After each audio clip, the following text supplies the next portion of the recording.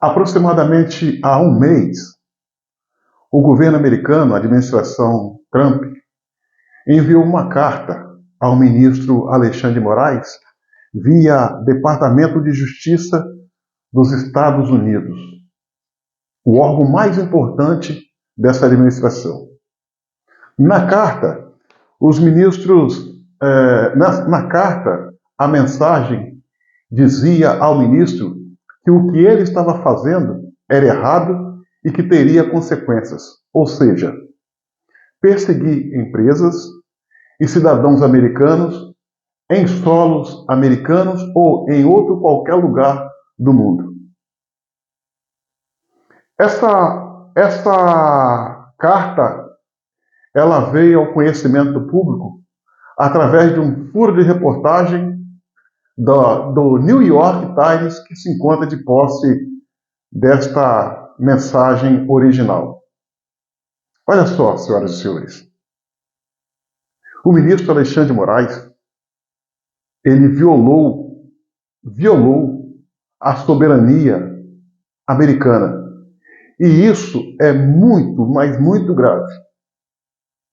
O ministro Alexandre de Moraes, se colocando acima do bem e do mal, como se fosse o dono do Brasil, atropelou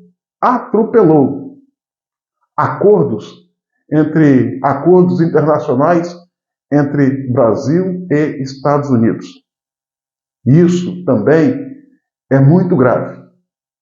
Foram medidas monocráticas, às escondidas do governo Trump, do governo americano, com claro objetivo de humilhar, de enquadrar, de penalizar e intimidar cidadãos americanos. Foram vários acontecimentos, vários. E eu posso citar aqui alguns deles. Existe uma brasileira que mora nos Estados Unidos há quase 25 anos, naturalizada americana. Lá ela constituiu família, trabalha, casou, ou seja, é americana.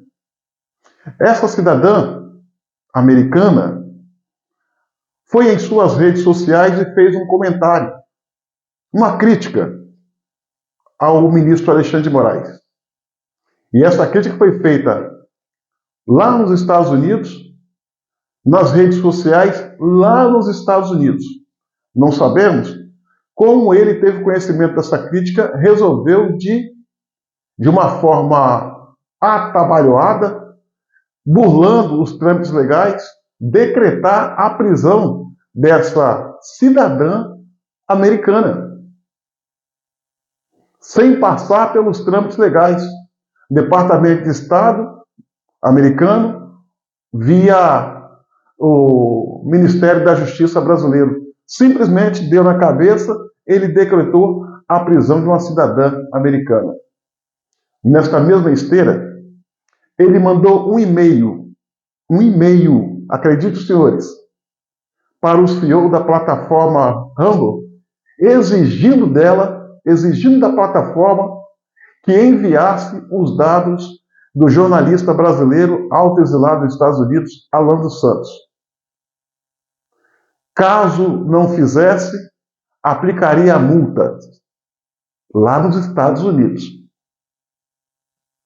E por aí vai, senhoras e senhores. Eu vou dar mais um exemplozinho para finalizar. Aqui no Brasil, a plataforma X, antigo Twitter, que é americana, foi multada por Alexandre de Moraes e censurada, tirada do ar. O que Alexandre de Moraes fez, sem encontrar embasamento jurídico nenhum, coisa da cabeça dele, pegou os recursos, bloqueou os recursos de uma outra empresa, a Starlink, para pagar a multa da plataforma X. Agora, senhoras e senhores, aí é que vem a gravidade.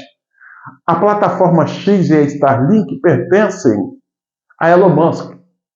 Mas as duas, ambas, não têm nada a ver uma com a outra. Isso, aos olhos do governo americano, é extremamente grave. Mas Alexandre de Moraes fez. Como também, em 2002,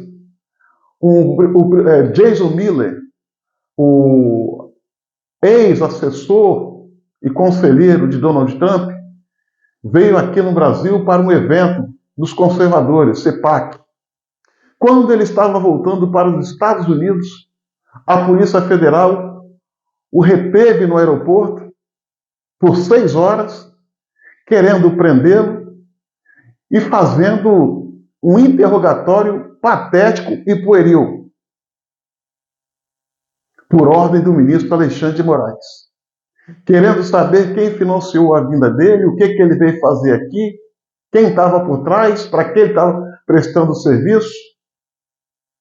Esse nacional americano ficou retido por 6 horas. Foi uma verdadeira confusão, porque o Jason Miller não falava português e os policiais federais não falavam inglês. Foi uma verdadeira balbúrdia. Houve a necessidade de, na época, o Felipe Martins, que era assessor especial internacional de Bolsonaro, entrar no circuito para ser liberado esse americano para viajar de volta ao seu país, Estados Unidos, e evitando assim uma crise diplomática de proporção maior. E esse assessor do Trump guardou isso na cabeça. Para os Estados Unidos, fazer o que Alexandre de Moraes fez com Jason Miller é muito grave.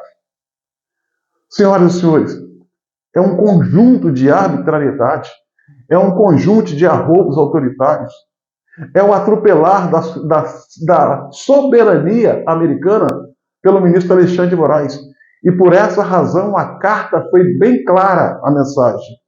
O que o ministro estava fazendo errado e teria consequências. E essas consequências estão vindo agora. Essas consequências estão vindo agora. Vale lembrar também, senhoras e senhores, o caso do Felipe Martins, lá nos Estados Unidos, em que falsificaram um documento atestando que ele esteve lá nos Estados Unidos, quando na verdade não esteve, estava no Paraná, no dia e data mencionado. Foi comprovado que esse documento atestando a sua passagem pelos Estados Unidos é um documento forjado, falso, que serviu de base para o ministro Alexandre de Moraes decretar a sua prisão. Prisão essa que durou 6 meses, mesmo ele provando a sua inocência. E agora há um processo em curso investigando essa questão lá nos Estados Unidos e já se sabe que um dos funcionários americanos que ajudou a forjar esse documento trata-se de um brasileiro naturalizado. E a pena para esse brasileiro pode ser de 12 anos à prisão perpétua, a depender do que ele vai fazer, se vai colaborar ou não, dizendo para que ele trabalhou, qual era a intenção, quem articulou, quem interessava esse documento forjado para servir de base para a prisão do Felipe Martins decretada pelo Alexandre de Moraes. Coincidência? Não sabemos. Fato é que, na mesma semana em que esse documento foi forjado, consta que o delegado da Polícia Federal, Fábio Shaw, esteve nos Estados Unidos. Ou seja, a coisa requer uma explicação mais profunda, porque as pontas não se encontram, minha amiga e meu amigo. E é justamente por essa razão e tantas outras mais que o governo americano está inclinado, ou seja, decidido a sancionar Alexandre de Moraes, o procurador da República, Paulo Gonet, e o policial federal Fábio Shaw, neste primeiro momento, os outros depois, com a lei Magnitsky. Ou seja, o Trump avisou, Trump está cumprindo. Alexandre de Moraes pecou, e pecou feio, em se colocar acima do bem e do mal, se achando intocável e imaginando que não teria consequências os seus atos impensados. O governo americano usou o órgão mais importante da sua administração para mandar esse recado. Um documento oficial do governo através do Departamento de Justiça dos Estados Unidos. Tudo isso poderia ser evitado se o ministro Alexandre de Moraes tivesse o zelo de seguir os trâmites legais quando tivesse que fazer algo que tivesse base para tal. E agora, ele vai ser sancionado, ele vai ser punido, vai ter a sua carreira destruída. Não é que eu tenha pena dele, não, é só mencionando o fato. Sem contar que, desta forma, ele joga luz negativa sobre o Brasil. Que hoje o mundo sabe que o Brasil não vive uma democracia, mas sim uma ditadura de togas. E as punições são as mais variadas. Primeiro, os três personagens os quais eu mencionei.